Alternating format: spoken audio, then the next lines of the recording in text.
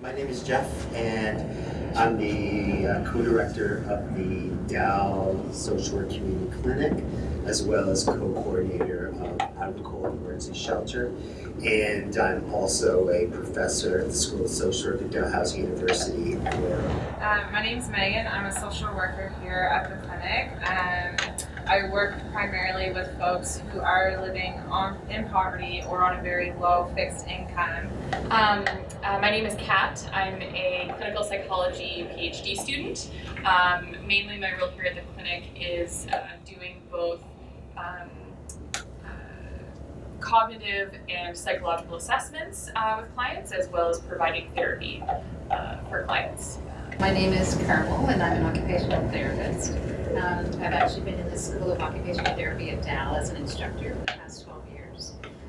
And the largest role I have is actually supporting students in the field. I'm Jen Brady. I'm a dietitian and an assistant professor at Mount St. Vincent University in applied human nutrition. Sure. I mean, I can speak to it in terms of like what we work with at the clinic here. So oftentimes, like we work with clients to navigate systems such as income assistance or Department of Community Services and disability support program that's also attached to Department of Community Services. We work with folks to navigate various health systems as well, such as community mental health or their family doctor, various specialist appointments, continuing care services as well, about getting home support and occupational therapy students, and the preceptor Carmel does a lot of work around that piece as well, around the health and in the home. So I think a lot of the times where I think the barriers lie and where clients are facing I guess where the systems failed in regards to income assistance, for example, like if you're living on a fixed income, I think it affects every other aspect of your life, and like a lot of people are tied up into basic survival and getting their needs met. So I think a lot of time when they don't have money to take care of their health or have access to childcare or all those things, or like housing is a big piece too at the clinic that we oftentimes social work and occupational therapy work together to try and support folks to get the maximum funding they can get for income assistance so they can alleviate some stress in regards to their housing so they can focus on other areas of their life to navigate. But yeah, income assistance is just unlivable wages that people are, forced to, survive off of. I'd like to speak to actually a positive example, and that is the partnership that we have with both the Canadian Red Cross as well as Easter Seals. And for those who probably aren't in the wheelchair business, they actually have incredible programs where our folks, if you actually are part of the community services system, you are able to access required equipment such as wheelchairs, walkers, looking at mobility aids, a lot of other supportive features. Coming from a psychology perspective, and that tends to overlap sometimes quite often with a lot of the work that the social workers and OTs are doing, as well as nutrition, because all of those basic areas like housing, food insecurity, all of those things impact mental health, right? And mental health can be a barrier to addressing problems in those areas.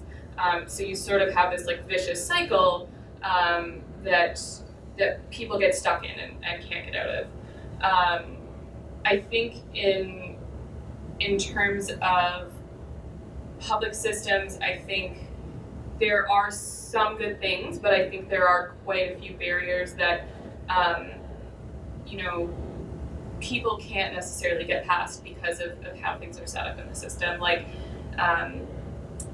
trying to get in at, say, community mental health for any type of therapy or assessment, one, you're probably not going to get an assessment done. They just don't have the resources to provide those.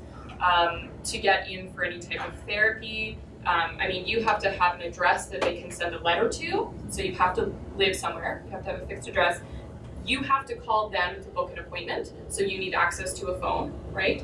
You also have to then get to the appointment, so if if you're lucky enough to have a vehicle and able to drive, that's great. If not, you're stuck with public systems, which aren't always easy to navigate, especially if there are then, accessibility issues, problems with mobility.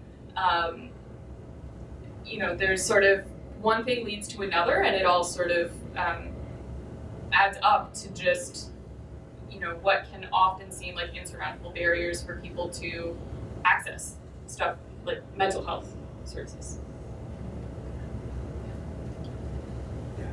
So I would say that the formal system, like Department of Human Services, Health and Wellness, Justice, are systems that have been set up supposedly as safety net structures for those that are living kind of below the poverty line. And what we've noticed in the past 60, 70 years is that's not good enough. It's not a safety net that is robust enough, that is supportive enough, that is compassionate enough, that is adaptable. So we've seen kind of the formal system, which is deeply bureaucratic and very rule-oriented, because that's kind of the way the system has to run. These organizations run bureaucracies, being less and less flexible and meaningful to the populations that we all work with, that are living in poverty, that are living in precarious housing, that are living on the streets, that are living in shelters, that are experiencing deep trauma in their worlds, and on top of that, just basic survival, like housing issues, food issues, clothing issues, personal hygiene issues, all are not being met by a particular system that supposedly is there to support them. So the formal system now has been supplemented and complemented by an informal, more NGO world, like the clinic, for example, the shelter, and a whole bunch of other organizations. I always wonder, why isn't the formal system then moving towards a larger, more robust, more comprehensive structure to support the populations that they say they should be supporting? So it's kind of it's a tough issue, because the informal system has found that there's a deep gap in the social safety nets. So they have emerged and developed to do that, but they're also struggling. Like, they're overwhelmed, they're strained, they're not financially sustainable. They get some support by the formal system, not enough. And it seems like they're the ones that are attempting to meet the more complex needs of populations that don't fit the clientele of the formal system anymore. So we're at a point now where I think both systems need to be sitting together much more. They're deeply siloed for the most part, and we should be figuring out what are the best trajectories to support a population that are human, they're citizens, they're part of our society, but are being completely missupported. There's this supposed safety net, right? But that's not enough that's great, but that's not enough to help people then get out of that situation. It's sort of like a lot of different Band-Aid fixes. Yeah. If you're dealing with survival day to day, there's no way you can walk away and think about more sustainable approaches to your future. Yeah. And the thing that really strikes me is, when you do come upon like a Housing First program, or a particular project, or or a program that's being offered that is effective, why isn't it taken up? Like if it's working beautifully, up in Medicine Hat, if it's working really well in downtown Winnipeg, why is it that we actually have to stand by and watch people continue to suffer? And the level of oppression that is experienced in that. When we know that there's actually a way to do it, there's a way to do it cost effectively, there's a way to do it with best practice, and do the right thing. Yeah. And it boggles my mind that time and time again they let it go. Well, systems are political, right? There's politics to it. Yeah. Like, what is the message being told to clients of Department of Human Services or clients of health day in and day out? Is that they're not worthy. They should be doing. They should be trying to find work themselves. They should be. It's their fault. They should just get on with it and stop complaining and become more productive. Be happy with what you're doing. Yeah, and it's very, very clear. All the data is in that the system, DCS it does not have enough financial. It's not providing enough financial support for people on disability, people we just need a more robust system. That's why a guaranteed annual income makes complete sense. Like this is not such a complicated solution.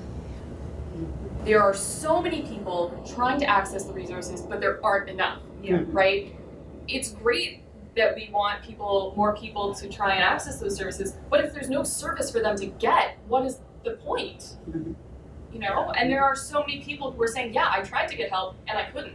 And that you have to work within the system. But I think social work is really like a very unique role where you're trying to serve the client mostly, I hope, but you're stuck in this larger system that does fail clients. And then, like, this actually happened. I had a client tell me they had $242 for the month from income assistance. And then what am I supposed to look at them, do some self-care? Like at the end of the day, when you're getting ready to start reflecting on like your practice and what you've done, it's like it's an icky feeling to have as a professional, you know. Yeah, and there's like an that, injustice. there Like, is the an system's injustice. unjust. It's Yeah. disheartening. It is. Yeah. And again, the question is like, why do we need to be advocating for a system that supposedly is providing the safety net structure? Right? There's an injustice, and then there's also that sense of like maybe these systems, aren't as benevolent as they make out to be. I think there's some very well-meaning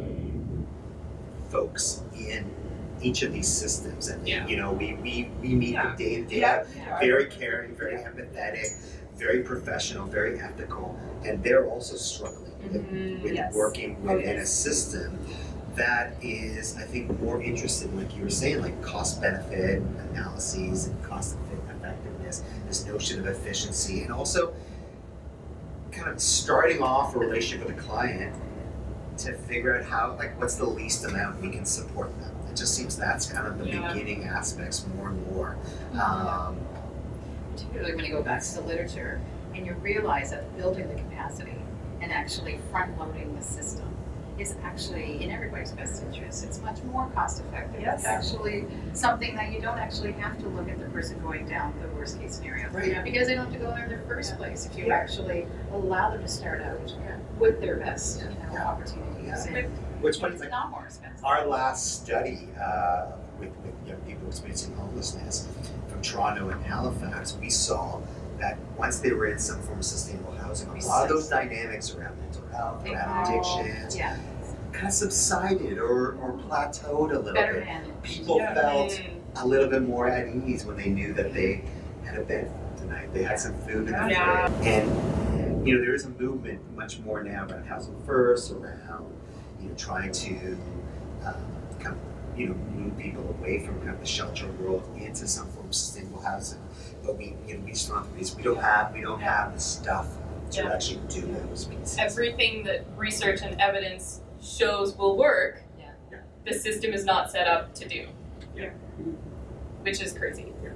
And then it comes back again to like how we see the people who are accessing those services. And I think like the Saskatchewan Ministry of Community Services is now looking into the duplication in the system and the fact that there's a lot of people in the system that actually could be working and we have to move them on. Like that seems to be the mantra and the language and the focus of like every province's transformation. Yeah. As opposed to like understanding that people are suffering with this type of support. Yeah, and the research on guaranteed annual income, like for the most part, has really demonstrated that type of supportive dynamic can launch a lot of really healthy, sustainable trajectories in people's lives. Which right? then lowers what governments are actually paying. Right, Right. less emergency, less. And it's the right thing to do. Yeah.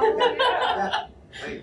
Yeah. But again, like if you look at social determinants of health, class, your income plays into every other aspect of your health. Every other aspect. So the government actually put their resources towards, sustainable funding such as the guaranteed income. You will see that shift. I know. But I think the number one thing that I hear from people who come in regards to housing is that they can't afford it, and they have another notice from their landlord that their rent is going to go up $50. I mean, again, that's another issue where rental caps. There's no rent control. That's a huge issue. But something as simple as having that guaranteed income, maybe that notice won't cause a crisis for them Yeah. and not be able to manage all their Yeah. other pieces that are going on in their life. Every single aspect Yeah. of Yes. someone's life. I've had a client, I had a client who said that they got a subsidy for housing, and I'm not kidding you, this client was saying that alleviated so much stress that they didn't have to worry if they were going to have a house tomorrow. Yeah. That they could actually now focus on other things, and that's what we did in that session. We focused on other things that could Yeah. alleviate other parts of stress of their life. Because if you are constantly worried about where your next meal is going to come from, if you haven't eaten in 3 days, like you can't engage in therapy properly, which means you're probably not going to be able to work, which means you're still not going to have any money, right? It's just a cycle that perpetuates itself. Basic income, food security. Yeah. Yeah. Yeah. Housing and food. Housing and food. Yeah. Or maybe like access to childcare. Or even you- like Yeah, and you, like, all those very difficult decisions you have to make right now around medication versus food versus,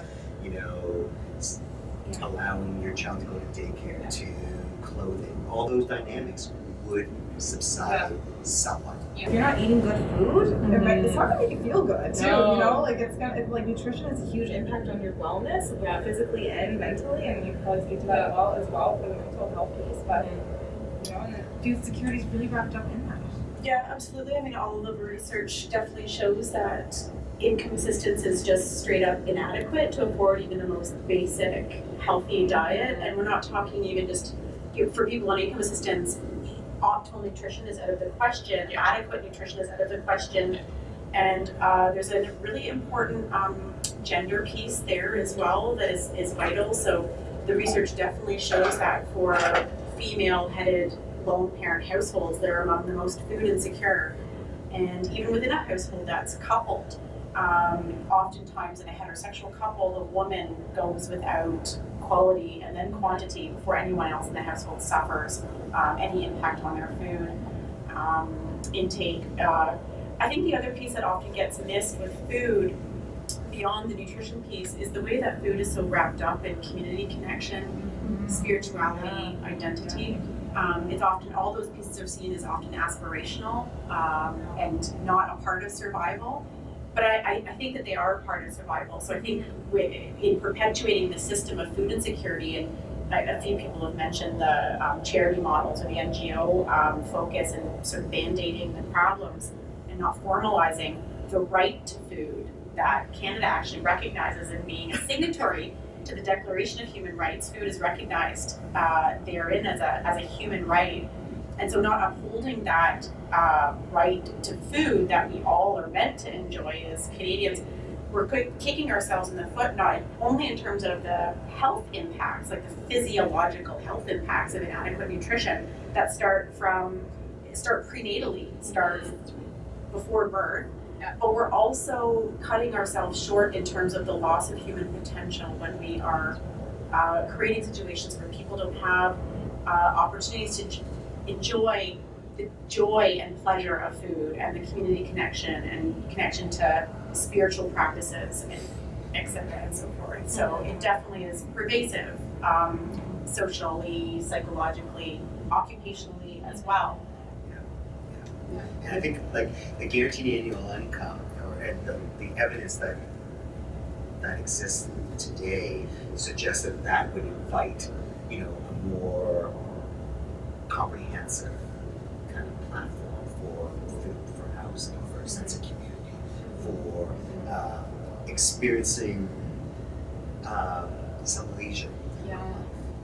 To be able to be a citizen again, to be human again, like all those dynamics, there is evidence that can be alleviated somewhat and support the kind of becoming human. Even returning to school, education, employment that's meaningful, being able, we've lost in our cultures, the world of art, the world of music that kind of a lot of people can't engage in anymore because they just can't afford that piece. We know how deeply meaningful that can be to one's sense of health and wellness. If you're dealing with surviving, with around housing and food, you just don't have any means to connect There's to nothing there. anything else in this world. And we're more than simply the basics around, right? Figuring out where we're going to stand. Like we owe it to everybody in our society, like a level of citizenship that provides a sense of humanness again. I think that's what the guaranteed income can do, right? That's kind of the principles of it. And now we just have to work at like I think the other pieces can be just worked on, right? The level, how much it's going to be, what does that include or not in existing services, like all those dynamics. If there's political will, we can move on these pieces, right? And I don't think those are the difficult aspects. I think we just have to agree as a society that this is something that is important. Yeah, it's worthwhile. And it's not rocket science. It's not rocket science. The other piece that I just wanted to add as well, because we've talked about services and the different NGO services and work that is available to people living in poverty. It's not available to everyone living in poverty. If you're rural living, or if there's barriers, language, etc., you can't access those services oftentimes. So I'm thinking of food banks in particular.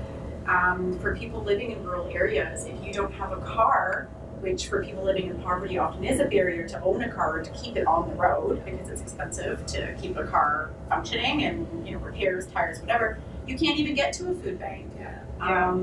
Oftentimes, or a grocery store if you can afford to buy groceries, to get to an affordable grocery store. So the reliance on convenience stores that have generally less healthy food and generally more expensive food is a real problem for people living in rural communities who live without access to a lower cost grocery store if they can afford it, and then also can't get to a food bank for transportation reasons.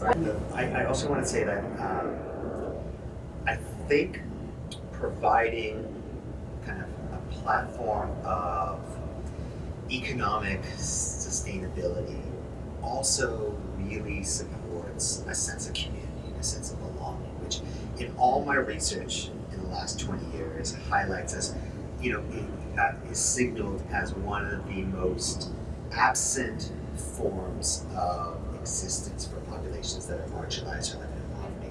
They feel deeply excluded, they feel like non-citizens, they feel deeply marginalized. Being able to have that day in and day out survival coping taken off the table, where you can start to conceptualize being human again. I keep saying that, but like being a citizen again, being able to connect, being able to have a meal with other people, have a place where you can invite some of your friends, being able to go to drop-in centers, being able to connect in leisure forms is so significant to body, spirit, to mind, and we've ignored that for so long. And I think like a sense of belonging and sense of community is really significant for all of us. But the people who are experiencing poverty really struggle to find that. Maybe just one thing I'll add that hasn't come up, but I think is pertinent to this group, is just in thinking about and talking more about professions' roles in this, including practicing clinically and working with clients and advocating for clients, but also as advocates outside of the clinic in terms of having health professions see themselves, health and non-health professions, see themselves as actors for social justice that can act without have to navigate the systems, like you said, but Thank you. also Thank you. to affect change outside of the clinic, outside of the systems they have to navigate as a clinician or as a practitioner. I think that that's also important in speaking to the government, but also speaking to our professional bodies. And I think maybe it's very different for social work because of that focus on your role as an advocate, and that seems to be just a taken for granted piece of what social workers do. But I would say certainly for other professions that isn't the case, right? Especially more medicalized professions like medicine, nursing, and dietetics. that isn't as built into our professional knowledge base and scope of practice. So a lot of dietitians would see this as well as out of our scope of practice. And just sort of speaking to the occupational therapy side of the house, we come in from the angle of occupational being and the right to be an occupational being, to be occupied in those things that are meaningful and powerful to you. And because of poverty, you're actually stripped away from all the things that you want and need and have and love to do. And so whether it's actually, accessing transportation to get to some place where you can share and love and communicate, or you can't because of the poverty aspect. But we procreate, we sleep, we eat, and we are occupied.